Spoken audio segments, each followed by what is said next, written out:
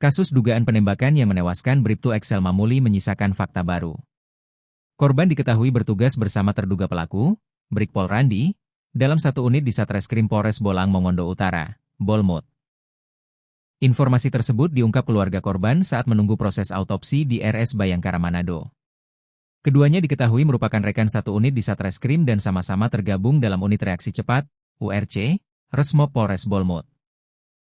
Bahkan mereka berdua tergabung dalam tim yang sama yaitu unit reaksi cepat, URC, Resmob Polres Bolmut. Hal ini dibeberkan oleh Yos Mamuli ayah korban saat ditemui Tribun Manado.com di Rumah Sakit Bayangkara di Jalan Semratulangi, Kelurahan Karombasan Utara, Kecamatan Wanea, Manado, Sulawesi Utara, Senin, 29 Juni 2026. Baru 1 bulan anak saya bergabung di URC, tuturnya. Kata Yos, sebelumnya anaknya bertugas di Polda Sulut lalu dipindahkan ke Polres Bolmut.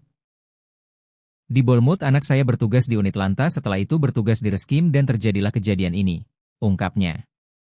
Ia mengatakan sampai saat ini pihak keluarga belum mengetahui pasti kronologis kejadian ini. Kita masih menunggu penyelidikan dari pihak kepolisian, ungkapnya. Diberitakan, sebelumnya keluarga Bribtu Excel Mamuli, 25. Memadati koridor area ruang jenazah Rumah Sakit Bayangkara di Jalan Semratulangi, Kelurahan Karombasan Utara, Kecamatan Wanea, Manado, Sulawesi Utara, Senin, 29 Juni 2026, pagi. Bribtu Excel menjadi korban penembakan sesama teman polisi. Keluarga yang menunggu dokter melakukan otopsi tak kuasa menahan tangis. Terungkap pihak keluarga mengenal dekat oknum polisi yang diduga melakukan penembakan tersebut. Kami kenal, pangkatnya Brigpol berinisial RLT alias Randi, 39. Warga, ujar tante korban yang meminta namanya tidak ditulis. Menurutnya, pihak keluarga merasa terpukul dengan kejadian ini. Apalagi pihak keluarga saat datang-datang di Rumah Sakit Bayangkara korban telah meninggal dunia.